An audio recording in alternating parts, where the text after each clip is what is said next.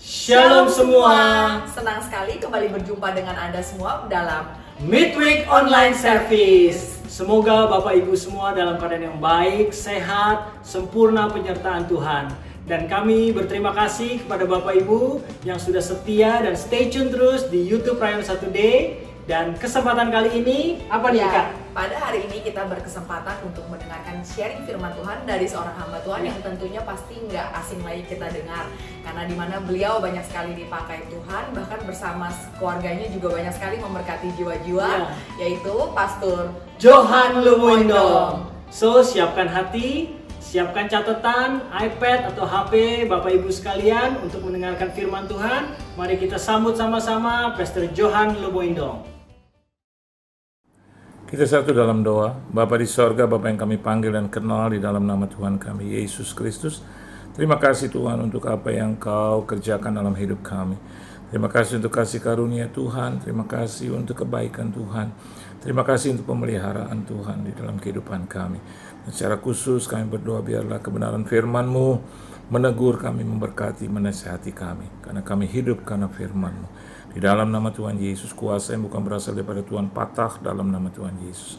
Biar roh Allah, roh kudus, Tuhan Yesus Kristus sendiri yang bekerja. Dalam nama Tuhan Yesus, kami sambut firman-Mu. Haleluya. Amin. Shalom saudara, selamat diberkati oleh Tuhan di dalam program offline seperti ini. Program yang tentunya juga diizinkan oleh Tuhan supaya kita juga bisa melihat meskipun online, offline, tetapi Tuhan tetap ada di tengah-tengahnya. Ya, kita tidak bergantung apakah itu offline, apakah itu online. Hari ini kita online, berarti Tuhan juga mengizinkan kita untuk mengerjakannya serta melakukannya dengan baik. Karena bukan hal yang terlalu sulit bagi kita untuk ada di dalam proses pembentukan Tuhan. Tetapi Tuhan selalu percaya kepada umatnya, siapapun dia, entahkah saya dan Anda dimanapun Anda berada, dan biarlah lewat kebenaran firman Tuhan, kita boleh semua diberkati oleh Tuhan. Terima kasih untuk atensi Anda, terima kasih untuk perhatian Anda, khususnya menyambut kebenaran firman Tuhan, karena firman itu lebih daripada hidup kita. Kita harus hidup dengan dasar firman Tuhan. Bagaimana mungkin kita bisa hidup di tengah-tengah persoalan dan masalah yang begitu semakin lama seperti menggigit kita dan seolah-olah ingin menghabisi kita kalau saya dan Anda tidak memiliki satu dasar yang benar. Dan Alkitab katakan bahwa Yesus adalah dasar kita, saudara ya. Biarlah kita bangun segala kehidupan, atau kita bangun segala persoalan kehidupan kita, atau kita bangun rumah tangga keluarga kita di atas satu batu ya, dasar yang kuat, yaitu Kristus Yesus. Kalau bukan Dia, siapa lagi, saudara ya? Dan kalau bukan kita, siapa, saudara, yang harus datang kepada Tuhan? Tidak peduli keadaan dan situasi, tetapi kuasanya itu lebih besar daripada masalah dan persoalan kita. Amin, saudara. Dan hari ini Tuhan menggerakkan saya untuk melihat kebenaran firman Tuhan dan membagikan kepada siapapun yang boleh hari ini juga bergabung. Di dalam Markus pasalnya yang kelima ayat yang ke-19, Markus pasalnya yang kelima ayat yang ke-19, ada ayat yang berbunyi seperti ini, saudara, dan saya digerakkan oleh Tuhan, dan pastinya Dia memberikan segala sesuatu yang diperlukan kepada siapa saja yang mengasihi Dia. Oke? Markus pasalnya yang kelima ayat yang ke-19, Alkitab katakan begini, Yesus tidak memperkenankannya, tetapi Ia berkata kepada orang itu, pulanglah ke rumahmu, kepada orang-orang sekampungmu, dan beritahukanlah kepada mereka segala sesuatu yang telah diperbuat oleh Tuhan atasmu, dan bagaimana Ia telah mengasihani engkau. Amin, saudara.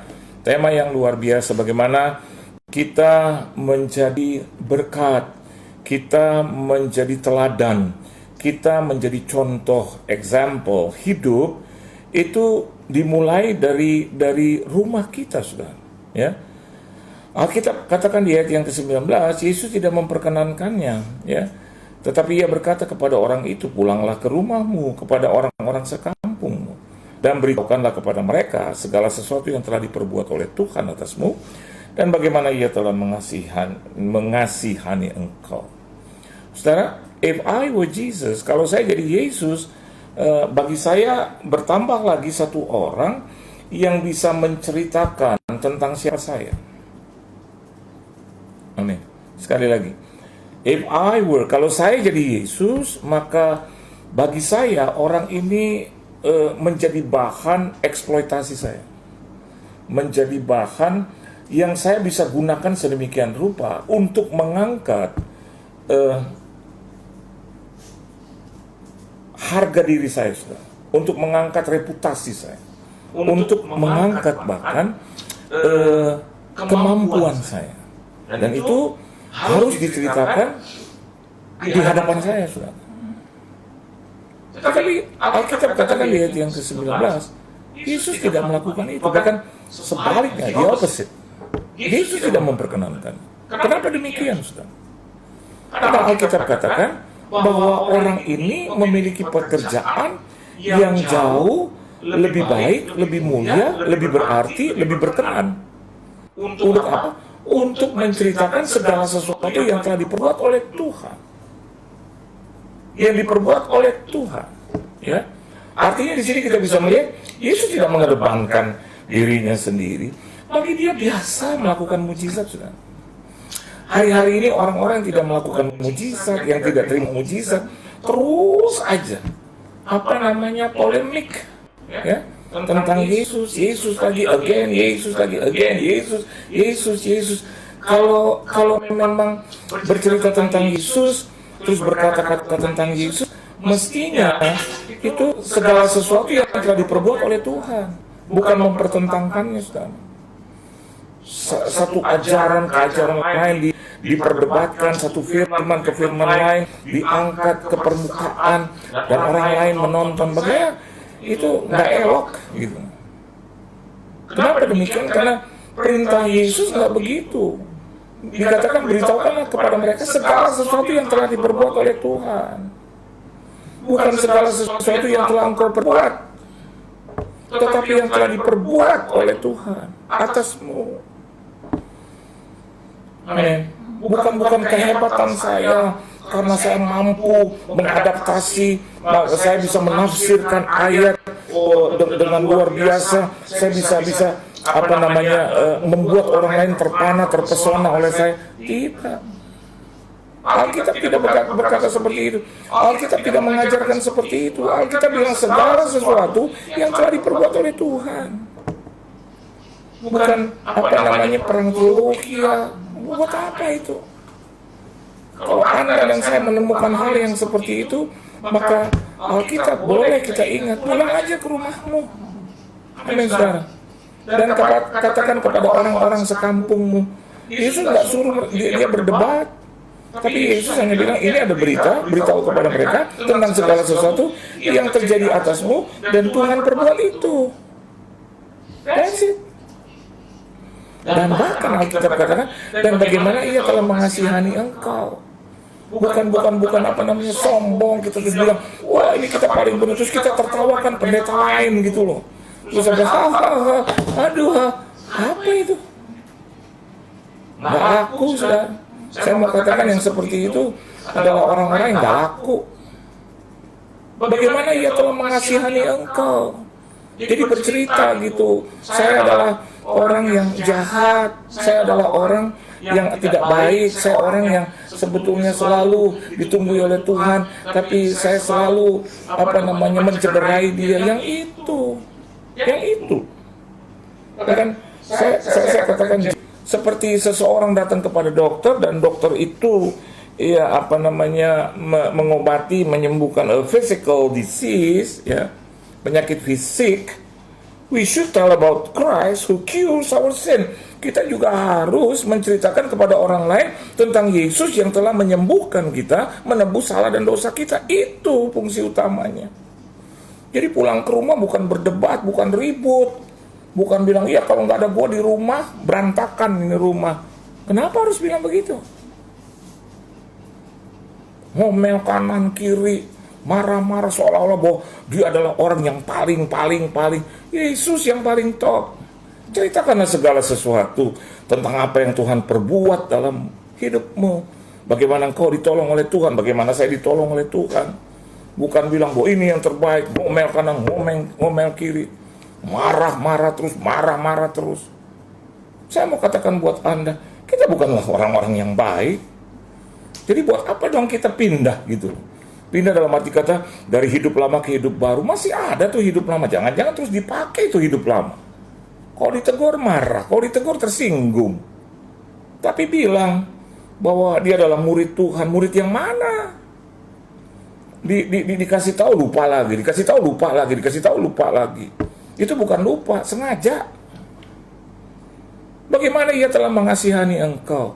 Bukan mencederai orang, bukan marah-marah, tapi yang jauh lebih penting cerita gitu, bagaimana Yesus mengasihani engkau. Jadi bukan hanya dalam bentuk kata-kata, tetapi dalam hidup sehari-hari cerita gitu.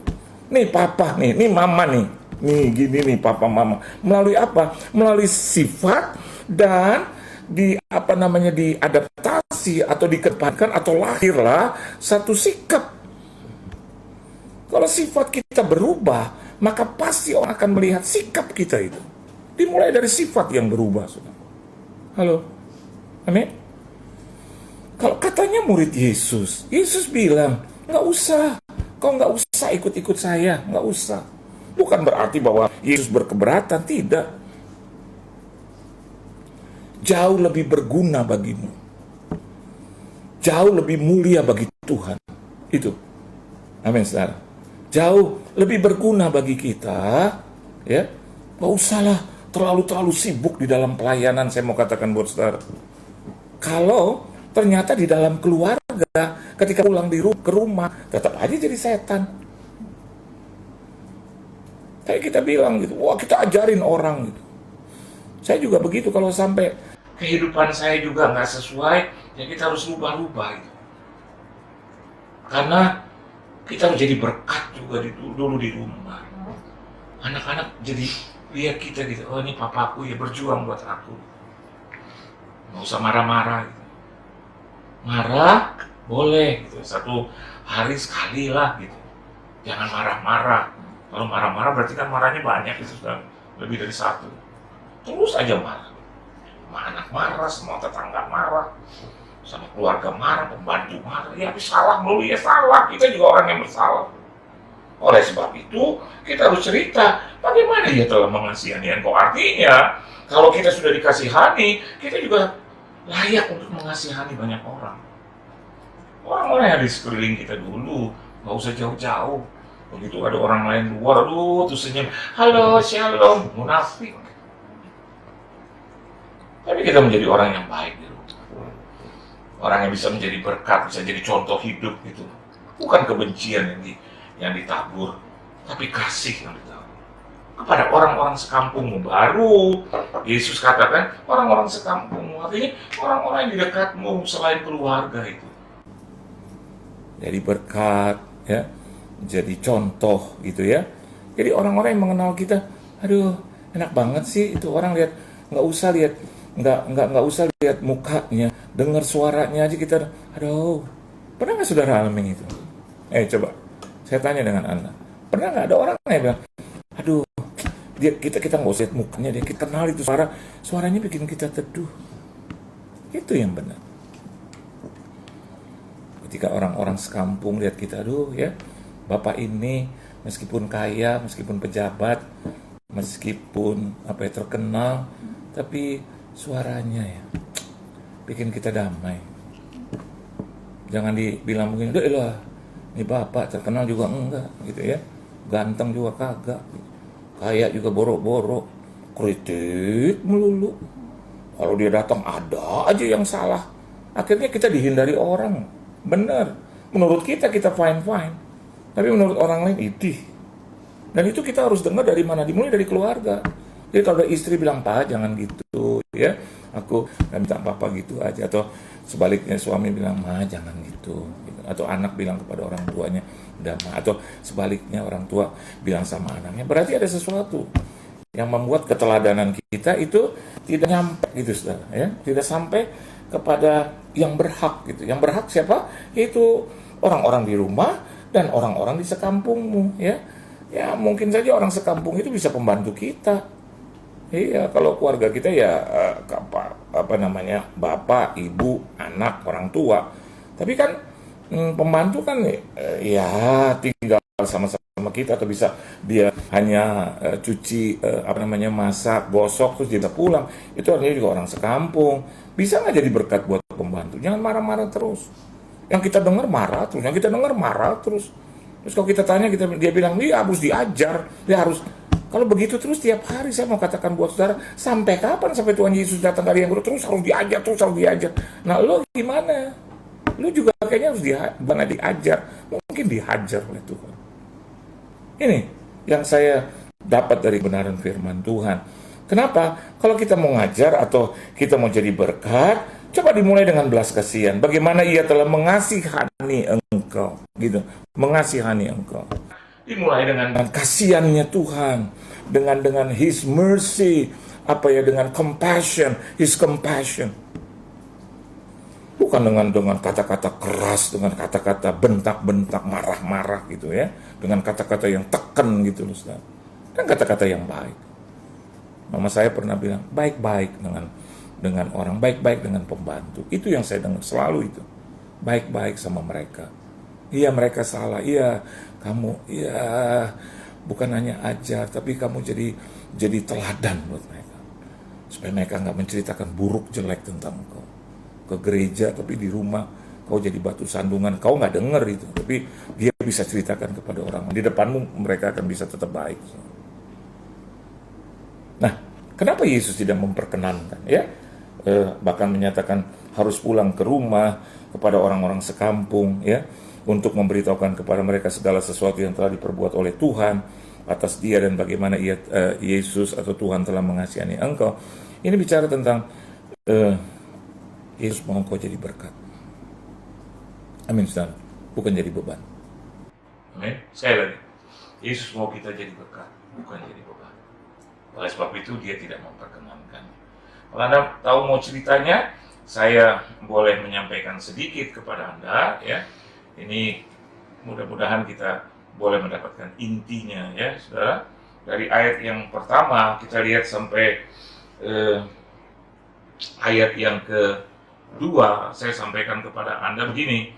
Lalu sampailah mereka di seberang danau di daerah orang Gerasa. Baru saja Yesus turun dari perahu, datang seorang yang kerasukan roh jahat dari pekuburan menemui dia. Kalau Anda perhatikan di sana, bagaimana Yesus berlelah-lelah dari satu seberang ke seberang yang lain.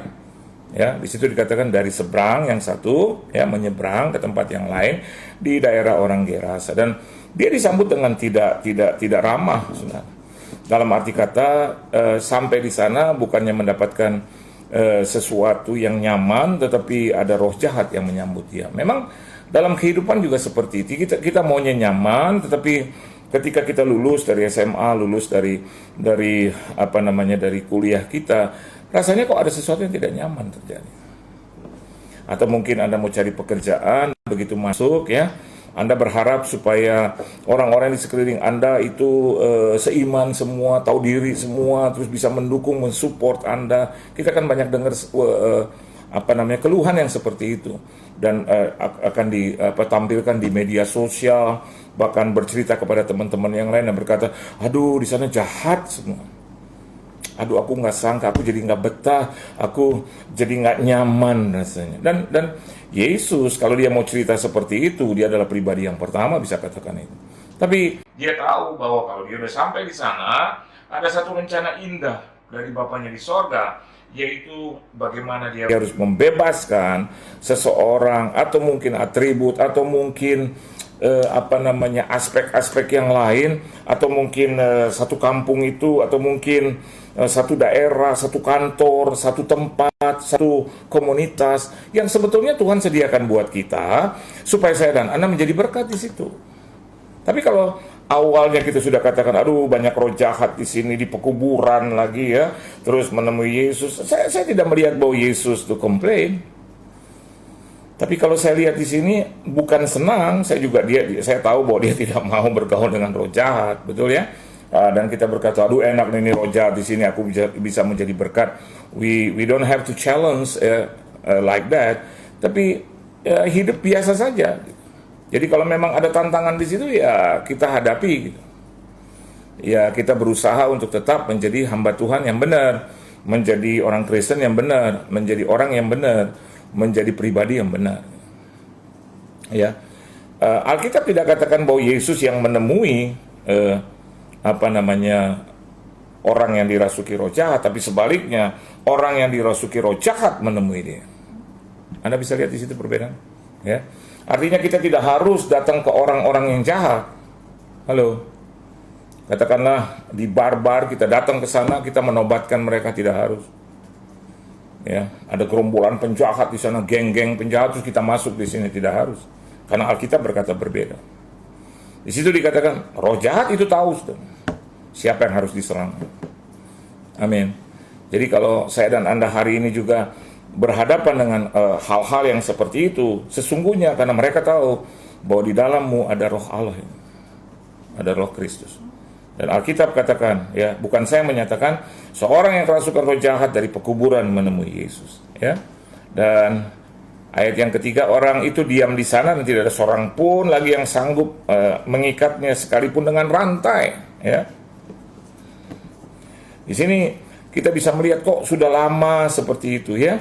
Karena ayat 4 katakan karena sudah sering ya dibelenggu dan dirantai, tetapi rantainya diputuskannya dan belenggunya dimusnahkannya sehingga tidak ada seorang pun yang cukup kuat untuk menjinakkan. Kalau saya dan Anda ingin menjadi berkat, dimulai dari keluarga, terus ke teman-teman sekeliling, maka kita tidak bisa melakukannya dengan kekuatan kita sendiri. Setuju, saudara? Ya, di situ terlihat. Tidak ada seorang pun lagi yang sanggup mengikatnya, sekalipun dengan rantai. Kenapa? Bukankah sebelum Yesus ada zaman Bapa? Betul. Sebelum Yesus datang ke dunia. Jadi saya yakin dan percaya dia pun juga sudah lama seperti itu. Pertanyaannya adalah kenapa orang-orang yang katakanlah imam, orang-orang yang melayani Tuhan, kok tidak ada satupun yang sanggup, ya, bahkan dengan rantai sekalipun, karena itu akan diputuskan. Rantainya akan diputuskan dan belenggunya dimusnahkan. Jadi, kalau ada satu orang di dalam keluarga juga bermasalah, saudara, maka yang harus juga memutuskan rantai itu adalah salah satu anggota keluarga. Dan kalau sampai dia seperti itu, maka keluarga yang lain juga harus bertanggung jawab. Kenapa seperti itu? Amin, saudara. Amin. Nah, kalau dia tidak bisa berubah, Alkitab juga berkata, tidak ada seorang pun yang cukup kuat untuk menjinakkan. Cukup kuat di sini bukan berarti hanya dengan tenaga, bicara tentang tenaga, atau mungkin dengan kekuatan gitu ya, yang udah diukur sedemikian rupa yang dunia mungkin kenal. Tetapi kata kuat di sini juga, cukup kuat di sini juga bicara tentang iman yang cukup kuat. Dan juga bicara tentang persatuan yang cukup kuat. Nggak mungkin. Menurut saya, walaupun dia ada kuasa kegelapan, tapi kalau Tuhan katakan ada 2-3 orang saja berkumpul, bercerita tentang Yesus, tentang Tuhan, maka dia hadir di situ. Dan ternyata tidak ada seorang pun yang memiliki satu kemauan, memiliki satu kemampuan, memiliki satu belas kasihan, sehingga akhirnya Yesuslah yang datang ke situ. Ada di dalam kehidupan kita di rumah tangga, juga di dalam keluarga, ada juga orang-orang yang memang anggota keluarga yang memang Tuhan khususkan sedemikian rupa untuk saya dan Anda sebagai keluarga inti untuk menggarapnya. Amin, saudara. Saya tidak tahu dalam keluarga Anda apakah itu suamimu, istrimu, atau anak-anakmu, orang tuamu, atau mungkin sepupu, keponakan, ipar, mantu, mertua. Ya, saya tidak tahu. Keponakan gitu ya, saya tidak tahu. Tapi inilah yang menjadi berita bagi kita.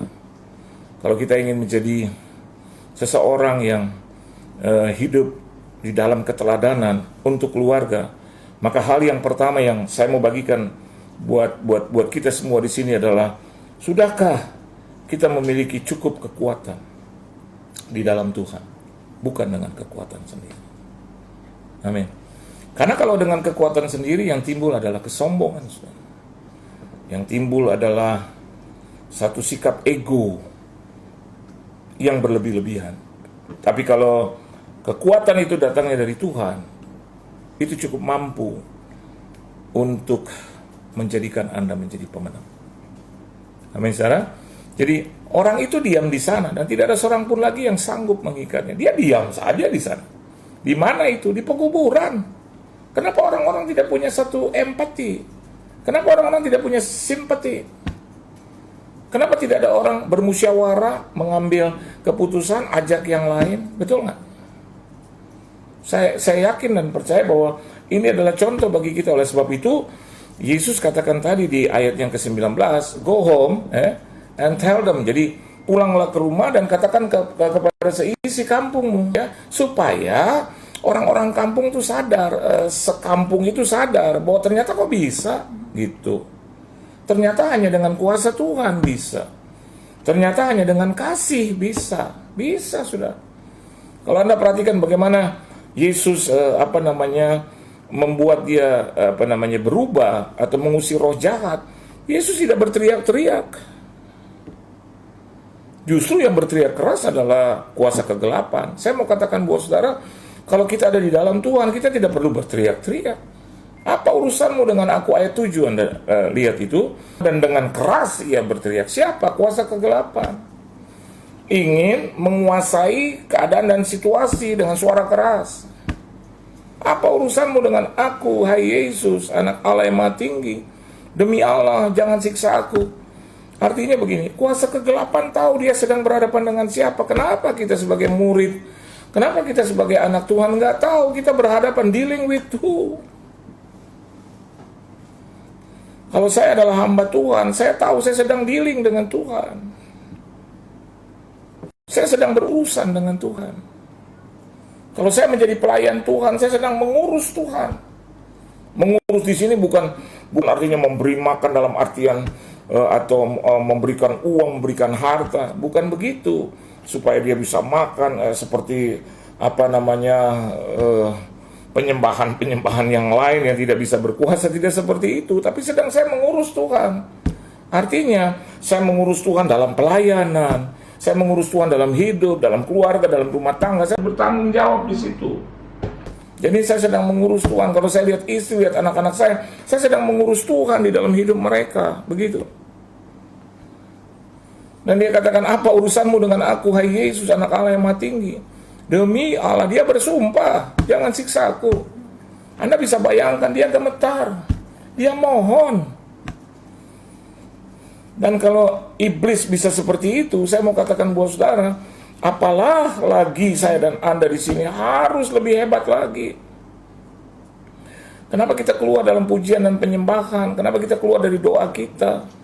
Kenapa kita tidak rajin untuk lakukan itu? Sedangkan iblis yang sedang mengurus kita supaya kita keluar, supaya kita jauh dari Tuhan, dia saja takut.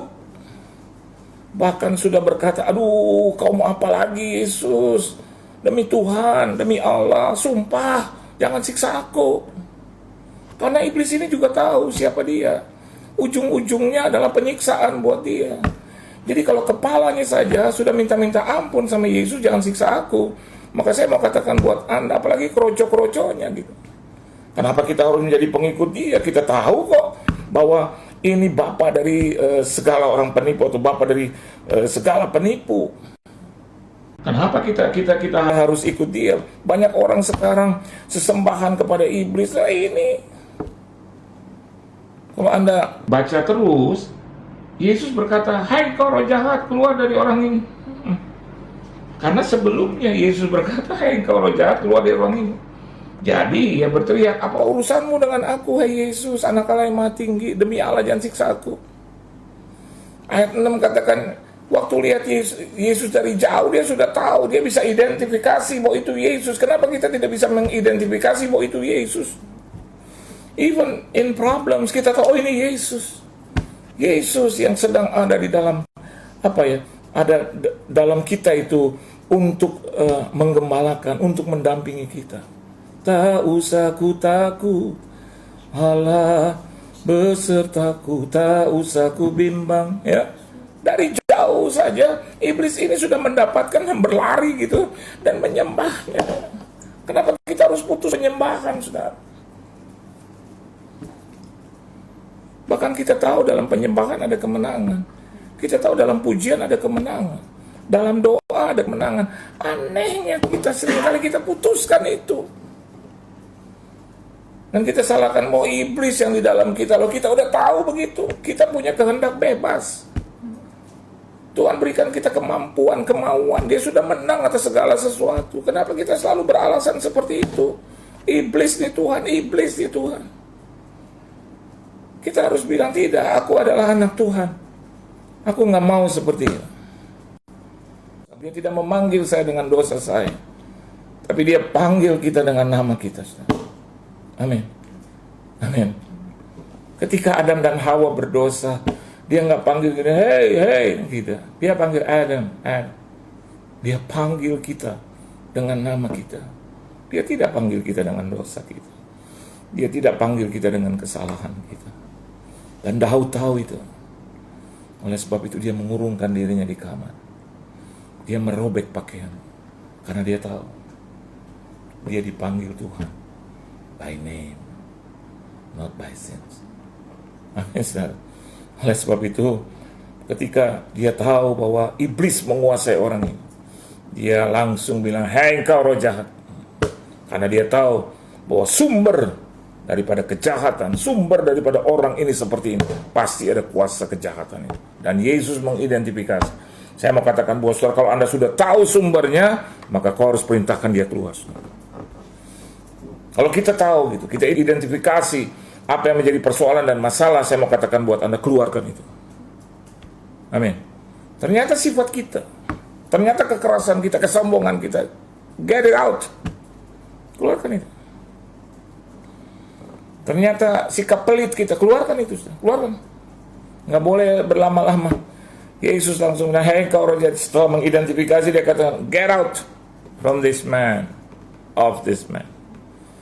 Baru kemudian dia bertanya kepada orang itu, "Kenapa demikian?" Karena dia sudah mengatakan, "Apa urusanmu dengan aku, hai Yesus, anak Allah yang maha tinggi, demi Allah jangan siksa aku." Jadi ketika mereka berdua berjumpa, Yesus yang pertama kali mengatakan, "Hai kau roh jahat, get out." Dia tidak berlama-lama, dia tidak mengadakan satu conversation, langsung straight to the point. Saya mau katakan buat Anda, kepada diri saya sendiri juga seperti itu. Kalau kita mau jadi berkat di dalam keluarga, di dalam orang sekitar, maka kita harus mengidentifikasi diri kita dan mengidentifikasi kesalahan dan dosa kita. Dan itu tidak boleh berlama-lama. Keluar dari hidup dan tubuh kita, ya. Dan baru dia bertanya, "What's your name?" Saya mau bertanya dengan Anda, kira-kira Tuhan tahu nggak bahwa iblis ini jenis siapa atau namanya? Tahu nggak? Halo? Tahu. Kenapa demikian? Dia ingin memisahkan, ya. Dia ingin memisahkan bahwa orang yang dirasuki oleh kuasa kegelapan itu juga punya nama. Amin. Tapi iblis yang di dalam dia juga punya nama. Halo. Amin. Amin. Apakah tadi perkataan saya benar atau salah? Ya. Dia tidak memanggil kita dengan dosa kita, tapi dia memanggil kita dengan nama kita. Oleh sebab itu dia bilang, "What's your name?" Siapa nama? Dan dia bilang, "Nama Kulei." Berarti itu iblis itu. Dan harus dipisahkan. Amin. Katakanlah nama orang ini A, maka saya mau katakan buat saudara bahwa Tuhan mengasihi dia. Dan Tuhan mengasihi memanggil dengan namanya. Tapi untuk iblis, dia tidak panggil dengan namanya. Dia hanya bertanya, "Siapa namamu?" Dan iblis ini harus mengaku. Kenapa? Supaya cerita ini sampai ke hadapan kita. Bahwa segala kuasa tunduk di bawah kakinya. Dan iblis berkata, "My name is Legion." Karena kami banyak. Halo, karena kami banyak. Yesus ini berkata, "Aku adalah Tuhan. Aku akan menghancurkan engkau." Dan dia mau katakan kepada orang-orang yang menyaksikan dan orang-orang yang mendengar itu, biar kau banyak sekalipun, tapi kalau kau dari kuasa kegelapan, get out. Amin. Saya mau katakan buat saudara, di dalam keluarga. Meskipun kau kaya sekalipun, meskipun kau punya banyak harta sekalipun, engkau punya banyak pengalaman, banyak teman, kau punya banyak. Tapi kalau kau tidak menyembah Tuhan, kalau kau tidak melakukan firman, kalau engkau adalah pelaku kejahatan, get out. Artinya tidak ada kompromi gitu. Amin, saudara? Amin? Ya. Kita berkompromi dengan pribadinya, tapi kita tidak berkompromi dengan kejahatannya. Amin, saudara? Oleh sebab itu saya mau katakan, dan saya tutup firman Tuhan pada malam hari ini, pada saat ini. Kalau engkau ingin menjadi berkat, menjadi teladan, menjadi contoh di dalam keluarga, maka saya mau katakan buat saudara, Anda tidak boleh kompromi dengan kejahatan. Amin. Meskipun mereka anakmu, orang tuamu, tapi jahat is jahat. Anda mengasihi dia, tapi tidak kompromi dengan kejahatan. Hari-hari ini dia boleh melakukan tindak tanduk yang kata orang yang nggak apa-apalah, kan dia pintar, dia kaya, dia punya pengalaman, dia bla bla bla lah segala macam, dia banyak duit, banyak harta. Tapi kalau dia salah, jangan kompromi dengan itu. All you have to do adalah mengampuni orangnya, tetapi tidak berkompromi dengan dosanya. Jangan kita di-style karena kekayaan, karena kita bisa diatur karena berjabatan. Tidak itu. Tapi kita diatur oleh Tuhan. Kita mengikuti program Tuhan, bukan karena mereka kaya, bukan karena mereka banyak harta, meskipun kau banyak. Karena saya mau katakan buat saudara, mayoritas itu belum tentu menjamin kemenangan. Tapi meskipun Anda minoritas, tapi Anda beserta dengan Yesus, itu adalah kemenangan sejati. Tuhan Yesus memberkati saudara. Maju terus dalam Tuhan, tetap setia dalam Tuhan, tetap jadi berkat. Go home, pulang ke rumah, jadilah berkat bagi keluargamu. Katakan kepada orang-orang di sekelilingmu, orang-orang yang membutuhkan Tuhan, jadilah berkat di sana, jadilah contoh hidup, jadilah orang-orang yang diberkati Tuhan, dan berkatilah banyak orang. Berkatilah dengan apa yang Tuhan berikan kepadamu. Saya mau katakan, kau tidak akan pernah kehilangan apa-apa, tapi namamu tercatat di surga. Bahkan engkau dikenal bukannya di muka bumi, tapi engkau dikenal di surga yang kita akan masuki bersama. Tuhan Yesus memberkati saudara. Salam hormat saya keluarga Anda. Jadilah berkat untuk keluarga, jadilah berkat untuk sesama, bahkan jadilah pesaksi-pesaksi, orang-orang yang menjadikan hidupnya kesaksian yang hidup di hadapan Tuhan. Kita satu dalam doa. Terima kasih Bapa dalam surga untuk kebenaran firman-Mu, dan biarlah kami pulang, kami membawa berkat daripada Tuhan. Ajar kami untuk menjadi pelaku-pelaku firman, menjadi orang-orang yang boleh menyatakan berita kebenaran tentang Engkau, menceritakan dan menjadi teladan, menjadi berkat bagi keluarga kami, bagi orang-orang di sekeliling kami. Terpujilah namamu, mampukan kami Tuhan, dan berkati seluruh jemaat-Mu yang hadir, siapapun yang ada, dimanapun mereka berada. Engkau berkati dalam nama Tuhan Yesus, keluarga, rumah tangga, bisnis, usaha, mata pencarian, pekerjaan, perusahaan, perekonomian, kesehatan tubuh, jiwa, dan roh mereka, pelayanan mereka, gereja mereka, di mana saja mereka berada, diberkati dan jadi berkat. Di dalam nama Tuhan Yesus Kristus kami sudah berdoa, mengucap syukur dan berterima kasih. Haleluya. Kita akan terima berkat daripada Tuhan. Kita angkat tangan kita, biarlah berkat daripada Allah Bapa, kasih sayang dari anak yang tunggal, Tuhan kita Yesus Kristus, persekutuan yang manis dalam Roh Kudus menyertai hidup kita mulai malam hari ini bahkan sampai selama-lamanya, sampai Tuhan Yesus Kristus datang kali yang kedua. Dan biarlah apa saja yang kita kerjakan boleh berhasil dan beruntung di dalam nama Tuhan Yesus Kristus. Semua yang percaya katakan amin. Tuhan Yesus memberkati. Haleluya. Selamat beristirahat. Amin. Bye-bye. Wow, firman yang sangat luar biasa, sangat diberkati sekali ya. Terima kasih banyak Pastor Johan, Tuhan terus berkati pelayanannya. Salam untuk keluarga yang ada di rumah ya. Pastor Johan tadi mengingatkan kita bahwa kita biar menjadi berkat buat sekitar kita.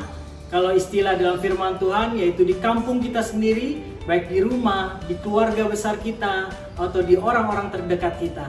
Kekayaan, jabatan, Tuhan tidak melihat itu semua, tapi biarlah hidup kita sesuai dengan firman Tuhan dan menjauhi kejahatan. Tetap semangat, tetap berharap sama Tuhan, Waktu Tuhan indah pada waktunya, dan Dia yang tahu yang terbaik buat kita semua. Amin. Oke, sampai jumpa di Meet Week Online Service 2 minggu mendatang. Jangan lupa untuk di like dan subscribe, dan terus update di YouTube Rayon 1D. Ya. Sampai jumpa. God bless you all. Prayer request and praise report. Saudara dapat mengisi permohonan doa saudara dengan melakukan scan QR code yang muncul di layar, atau saudara juga bisa ketik link URL pada browser laptop saudara atau pada smartphone saudara. Doa yang dijawab oleh Tuhan, saudara juga bisa menuliskannya pada praise report, dan itu pasti akan memberkati kita semua.